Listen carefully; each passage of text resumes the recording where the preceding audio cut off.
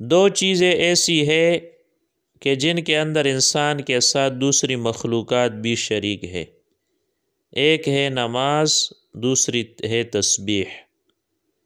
چاہے ذی روح چیزیں ہیں یا غیر ذی روح چیزیں ہیں، ہر چیز اللہ تعالیٰ کو یاد کرتی ہے۔ اللہ تعالیٰ فرماتے ہیں وَإِن مِّن شَيْءٍ إِلَّا يُسَبِّحُ بِحَمْدِهِ وَلَٰكِن لَّا تَفْقَهُونَ تَسْبِيحَهُمْ، اور کوئی چیز ایسی نہیں ہے جو اپنے رب کی تسبیح بیان نہ کرتی ہو، لیکن تم نہیں جانتے۔ کل قد علم صلاتہ و تسبیحہ، ہر چیز اپنی نماز اور تسبیح کو جانتی ہے۔ حدیث پاک کا مفہوم ہے کہ تم بلا وجہ سبزہ نہ کاٹو، اس لیے کہ وہ سبزہ اللہ تعالیٰ کا ذکر کر رہا ہوتا ہے۔ جب تم اسے کاٹ دو گے تو اس کا ذکر کرنا بند ہو جائے گا۔ روایات میں آتا ہے کہ جب حضرت موسیٰ علیہ السلام مدین سے مصر واپس آ رہے تھے تو راستہ بھول گئے۔ اب رات اندھیری، سخت سردی اور بیوی کو درد ذہ یعنی بچے کی ولادت کی تکلیف شروع ہو گئی۔ دور سے ایک آگ دکھائی دینے لگی جو حقیقت میں دنیاوی آگ نہیں تھی۔ حضرت موسیٰ علیہ السلام نے اپنی اہلیہ سے فرمایا کہ میں آگ لے کر آتا ہوں، یا کوئی راستہ بتانے والا مل جائے۔ جب وہاں پہنچے تو کیا دیکھتے ہیں کہ ایک درخت اللہ کے نور کی تجلیات سے منور ہے۔ مختصر یہ کہ حضرت موسیٰ علیہ السلام کو فرعون کی طرف جانے اور دعوت حق پہنچانے کا حکم ہوا، تو موسیٰ علیہ السلام کے دل میں بتقاضۂ بشریت یہ خیال پیدا ہوا کہ پیچھے میری بیوی جس کو درد ذہ بھی ہے، اس کے لیے رزق کا کیا بندوبست ہوگا۔ اللہ تعالیٰ تو علیم بذات الصدور ہے، وہ دلوں کے بیت تک سے واقف ہے۔ تو اللہ تعالیٰ نے حضرت موسیٰ علیہ السلام کو مشاہدہ کروانا تھا۔ فرمائے اے میرے پیارے موسیٰ کلیم، فلاں پتھر کو ماریے۔ جب وہ پتھر کو مارا تو وہ ٹوٹ گیا، اس کے اندر سے دوسرا پتھر نکل آیا۔ جب وہ بھی مارا تو اس کے اندر سے ایک تیسرا پتھر نکل آیا۔ جب وہ بھی مارا اور ٹوٹ گیا تو اس کے اندر ایک کیڑا تھا جس کے منہ میں سبز پتا تھا، اور وہ اپنے رب کی اس طرح تعریف کر رہا تھا، سبحان من یرانی ویعرف مکانی ویسمع کلامی ویرزقنی ولا ینسانی۔ سبحان من یرانی، پاک ہے وہ ذات جو 3 پتھروں کے اندر مجھے دیکھتی ہے، ویعرف مکانی، اور میرا ٹھکانہ جانتی ہے، ویسمع کلامی، اور میں جو اللہ کو یاد کر رہا ہوں وہ میری اس فریاد اور میری ذکر کو سن رہا ہے، ویرزقنی ولا ینسانی، اور وہ مجھے ہمیشہ ان پتھروں کے اندر رزق دیتی ہے، کبھی بھولتی نہیں۔ سبحان اللہ۔ تو اللہ تعالیٰ ایسی رازق، علیم، بصیر، خبیر، سمیع ذات ہے کہ چاہے مخلوقات میں سے کوئی پتھروں کے اندر ہو یا پہاڑوں کے غاروں میں یا زمین کی تہ میں یا آسمانوں کے اوپر ہو یا سمندر کی تاریکیوں میں ہو، اللہ تعالیٰ کی ذات اسے دیکھ رہی ہے، اس کا ٹھکانہ جانتی ہے، رزق دیتی ہے۔ علماء نے لکھا ہے کہ انسان کی نماز میں تمام ارکان پائے جاتے ہیں، قیام، رکوع، سجدہ، قیدہ وغیرہ، جبکہ دیگر مخلوقات کی نماز میں کوئی ایک رکن پایا جاتا ہے۔ مثلا درخت قیام کی شکل میں کھڑے ہے، جانور رکوع کی شکل میں ہے، اور پہاڑ سجدے کی حیت پر ہے۔ یہ چیزیں کیسی عبادت کرتی ہے یہ اللہ ہی جانتا ہے۔ جیسا کہ حدیث پاک میں آتا ہے کہ سورج روزانہ عرش کے سامنے سجدہ کرتا ہے۔ جب ہمیں مخبر صادق صلی اللہ علیہ وسلم نے بتایا تو ہم نے بغیر چوں چرا کے ماننا ہے کہ ہر چیز اپنی شان کے مطابق اللہ تعالیٰ کی عبادت اور تسبیح کرتی ہے، مگر ہم نہیں سمجھتے۔ نابالغ بچے پر زکوٰۃ فرض نہیں، روزہ فرض نہیں، حج فرض نہیں، جہاد فرض نہیں، مگر نماز ایک ایسی اہم عبادت ہے کہ بچہ ابھی بالغ بھی نہیں ہوا ہے مگر اس بچے کو نماز پڑھنے کا حکم دیا جا رہا ہے۔ حدیث پاک میں آتا ہے مروا اولادکم بالصلاۃ وهم ابناء 7 سنین، وَاضْرِبُوهُمْ عَلَيْهَا وَهُمْ أَبْنَاءُ عَشَرَ وَفَرِّقُوا بَيْنَهُمْ فِي الْمَضَاجِعِ۔ نبی کریم صلی اللہ علیہ وسلم نے فرمایا کہ اپنے بچوں کو نماز پڑھنے کا حکم کرو جب کہ ان کی عمر 7 سال ہو، اور 10 سال کی عمر میں نماز نہ پڑھنے پر انہیں تنبیہ کرو، اور اسی عمر میں ان کے بستر الگ کر دو۔ حدیث کا مطلب یہ ہے کہ 7 سال کی عمر میں بچے کو نماز سکھائی جائے، اسی عمر میں بچے کو نماز پہ کھڑا کر کے پڑھنے کی عادت بنا لینی چاہیے، اور جب بچہ 10 سال کی عمر کو پہنچ جائے تو نماز نہ پڑھنے پر اسے تنبیہ کرو، یعنی مارو کہ بیٹا نماز کیوں نہیں پڑھتے، اور اسی عمر میں ان کے بستر الگ کر دو۔ یعنی 10 سال کی عمر کے بچے اپنی بہنوں یا کسی بھی عورت کے ساتھ ایک بستر میں نہ سوئے۔ آپ نے دیکھا کہ بچے ابھی بالغ بھی نہیں مگر اس کو نماز پڑھنے کا حکم دیا جا رہا ہے، تو اس سے نماز کی اہمیت کا پتہ چل جاتا ہے کہ دین اسلام کے اندر نماز کی کتنی اہمیت ہے۔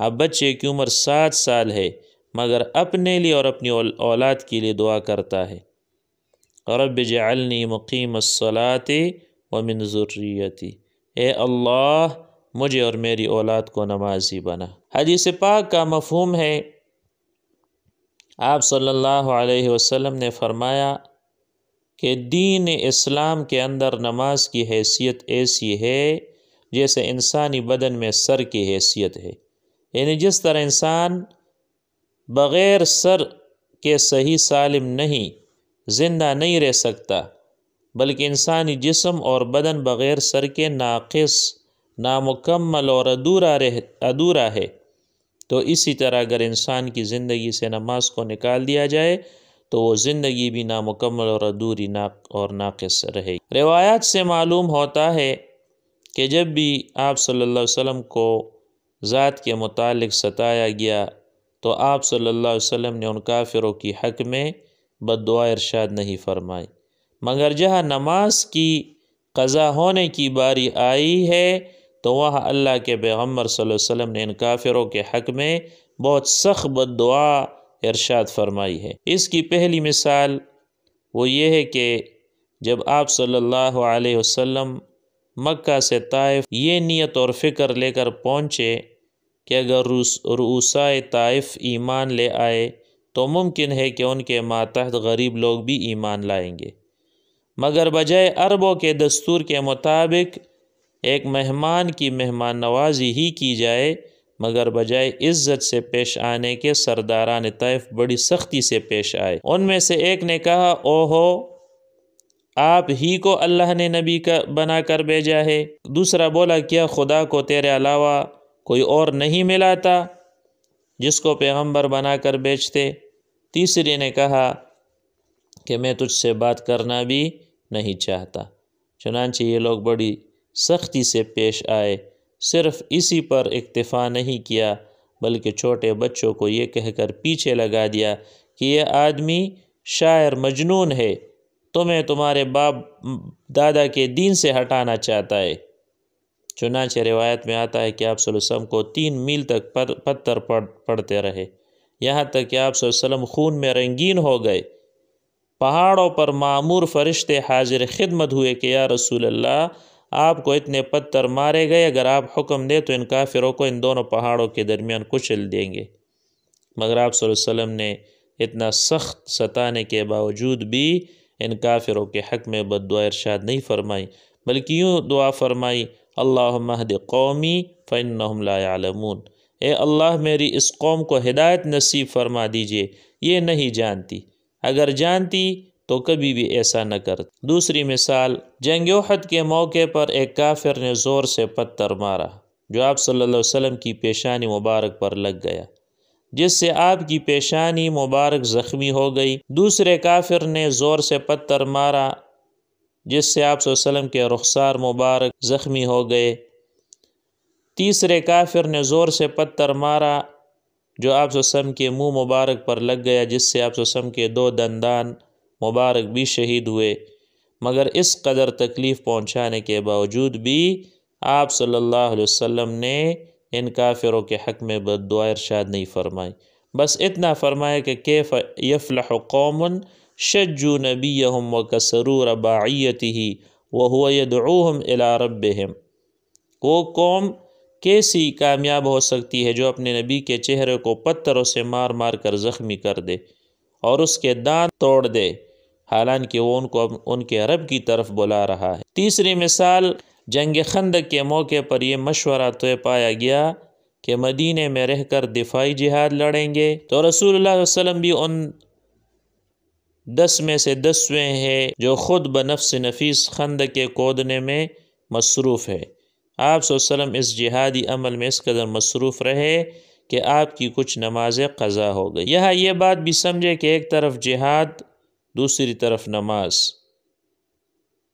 مگر آپ جہادی عمل خندق کے کھودنے میں اتنے مصروف ہے کہ چند نمازیں قضا ہو گئی، تو اس سے جہاد کی اہمیت کا بھی پتہ چلتا ہے۔ تو نبی کریم صلی اللہ علیہ وسلم نے فرمایا، جب دیکھا کہ سورج پیلا پڑ گیا ہے اور غروب ہونے لگا ہے، تو آپ صلی اللہ علیہ وسلم نے ایک ٹھنڈی سانس لے کر ان کافروں کے حق میں بہت سخت بد دعا ارشاد فرمایا ملا اللہ قبورہم بیوتہم، اور ان لوگوں کے گھروں کو بھر دے نارن، آگ سے۔